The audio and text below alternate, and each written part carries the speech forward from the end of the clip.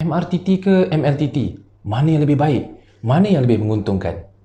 Assalamualaikum warahmatullahi wabarakatuh. Saya Dr. Haris Abdul Malik, co-founder AIC Partners. Apa khabar semua? Alhamdulillah kita dah masuk episod yang kelima. Separuh masa yang kedua, siri Wealth Protection special sepanjang Ramadan untuk tuan-tuan dan puan-puan. Topik hari ini kita nak berbincang tentang MRTT ataupun MLTT. Satu topik yang macam tak habis-habis dibincangkan di social media, dan ini antara soalan yang tak jemu-jemu masuk dalam inbox saya sepanjang saya berada dalam financial services industry. Jadi hari ini tuan-tuan dan puan-puan, kita nak sama-sama jawab soalan ini, selesaikan segala keraguan, segala salah faham. InsyaAllah kita dapat buat keputusan yang betul, terutamanya kepada mereka yang nak ambil peluang dengan kadar interest rate yang rendah untuk buat refinancing ataupun membeli rumah. Kita kena faham MRTT dan MLTT adalah dua instrumen yang berbeza untuk tujuan yang sama, iaitu untuk melindungi mereka yang masuk dalam kontrak hutang rumah supaya sekiranya apa-apa berlaku kepada mereka, hutang rumah tersebut tidaklah lagi menjadi bebanan kepada waris yang ditinggalkan. Tetapi tuan-tuan dan puan-puan, disebabkan mekanisme MRTT dan MLTT ini berbeza, ada implikasi-implikasi yang penting sekiranya kita buat pilihan yang salah. Mari kita tengok fakta yang pertama berkenaan dengan MRTT dan MLTT. Dari segi pembayaran, MRTT biasanya dibayar secara lump sum sekaligus semasa kita apply loan rumah. Berbanding dengan MLTT, pembayaran biasanya bentuk berkala. Kadang-kadang setahun sekali, setengah tahun sekali, ada yang ambil bayar setiap suku tahun ataupun setiap bulan. Apabila ada pembayaran yang berkala, dekat situ ada risiko untuk berlaku tunggakan pembayaran yang boleh menyebabkan polisi MLTT kita tergantung ataupun lapse. Ini yang risiko yang kita tak boleh ambil, tuan-tuan dan puan-puan. Kita ambil plan ini untuk protect risk, tetapi kita buka ruang lain untuk berlaku lagi risiko yang sama. Terutamanya pada mereka yang membuat bayaran secara bulanan. Kadang-kadang bukan sebab tak ada duit pun kita tak bayar tu, disebabkan masalah teknikal seperti kredit kad yang expired, kita terlupa nak update dengan syarikat takaful, dan akhirnya ada tunggakan 2 bulan, 3 bulan, 4 bulan yang menyebabkan polisi kita lapse. Bayangkan sekiranya apa-apa terjadi pada kita dalam tempoh polisi kita tengah lapse tu, apa perasaan ataupun masalah, bayangkan masalah yang akan dihadapi oleh waris-waris kita. Jadi kita nak pilih satu solusi yang terjamin. MRTT sebabkan bayarannya telah selesai pada peringkat awal lagi, tidak ada isu lapse. Walaupun kita ada masalah bayaran hutang di kemudian hari dengan bank, MRTT kita tetap aktif. Itu yang pertama.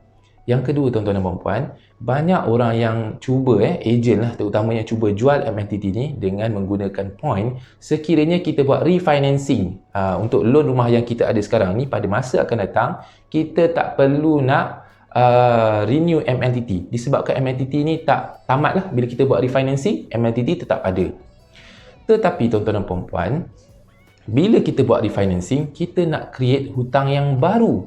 Mari kita tengok satu senario untuk memahami situasi ini. Betul ke faktor MLTT ni tak perlu di-renew ataupun tak mati dengan refinancing? Dia satu advantage yang kita boleh ambil dalam mendapatkan loan rumah. Okey, bayangkan seorang, kita ambil nama seorang Ahmad. Ahmad nak buat loan rumah. Dia membeli satu rumah harga 300,000. Dia buat MLTT pun 300,000 untuk protect loan yang dia ambil 300,000. 10 tahun kemudian, Ahmad merancang nak refinance loan rumah yang dia buat pada masa sekarang ni lah, 10 tahun kemudian. Harga rumah semasa 10 tahun lepas itu dah jadi 450,000. Baki hutang ada 200 lebih kurang kalau dah 10 tahun ni, dengan interest rate 4.5%, maybe around 230 to 240,000. So dia ambil loan 450,000, tutup hutang yang lama, baki hutang yang lama, dan sekarang dia tinggal dengan hutang yang baru yang bernilai 450,000. Adakah MLTT yang dia ambil 10 tahun yang lepas, yang dengan coverage 300,000 tu, cukup untuk protect keluarga dia dengan hutang yang baru? Dia tetap perlu review dan top up MLTT tersebut. Betul tak perlu ambil polisi yang baru, tetapi disebabkan nak top up dengan amount yang agak banyak, dia perlu lalui proses underwriting dan juga waiting period seperti macamlah orang yang ambil polisi yang baru. So, akhirnya tuan-tuan dan puan-puan, ada risiko perlu di-upgrade MLTT tersebut. Essentially, they are the same macam kita ambil MRTT yang baru. Tadi kita upgrade MLTT yang lama, dengan ambil MRTT yang baru, tak ada banyak beza.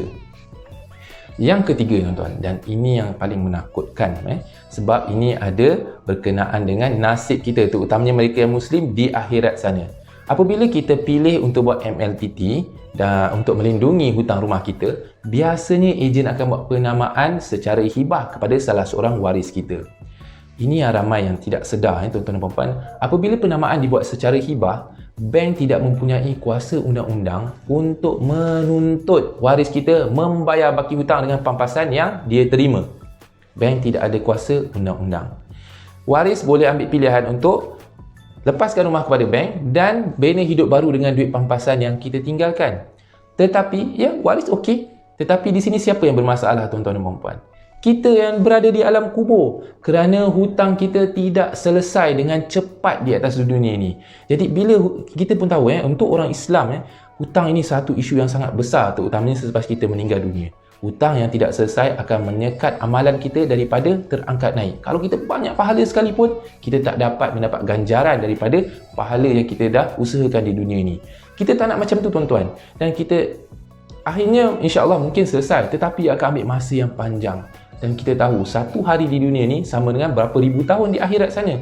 Kita tak boleh ambil risiko ni, tuan-tuan dan puan-puan.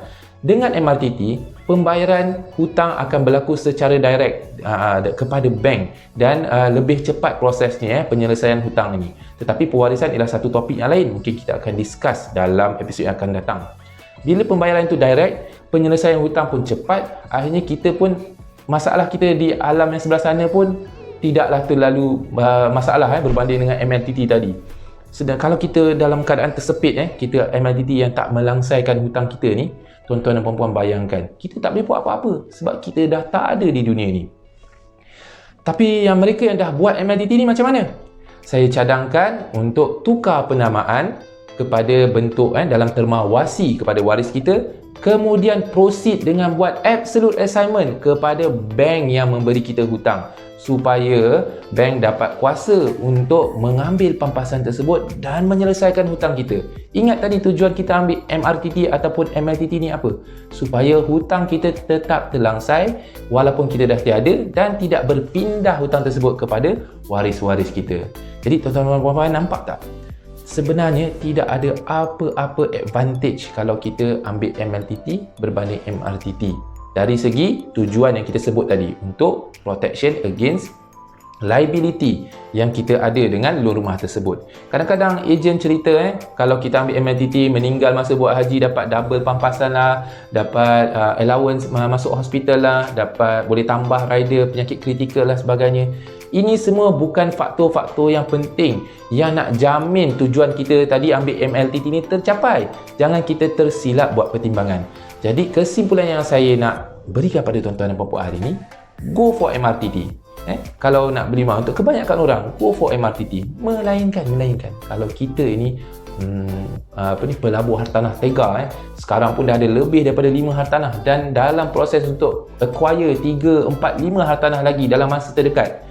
Jadi mungkin boleh consider MLTT sebagai solution. Itu pun perlu perancangan yang lebih detail dan strategik. Bukan untuk semua orang. Senang cerita, MLTT ni bukanlah untuk ramai orang, tetapi MLTT ialah solution yang saya recommend untuk kebanyakan orang yang nak membeli rumah ataupun merancang untuk refinance rumah. InsyaAllah kami baru nak mulakan Telegram group, tuan-tuan dan puan-puan, untuk semua penonton setia kami, supaya kita boleh bantu setiap orang yang menyokong kami ini untuk membina satu wealth protection plan yang unshakable, supaya dia menjadi batu loncatan untuk mereka capai financial freedom pada masa akan datang. InsyaAllah saya sediakan link di ruangan komen ini. Boleh klik link Telegram group ini untuk join group kami, dan kita akan bantu step by step untuk tuan-tuan dan puan-puan mengorak langkah mencapai financial freedom, bermula dengan menyediakan wealth protection plan yang betul. InsyaAllah, terima kasih kerana menonton. Kita jumpa lagi pada episod yang akan datang dengan topik yang lebih sensasi, insyaAllah. Teruskan menyokong kami. Terima kasih. Assalamualaikum warahmatullahi wabarakatuh.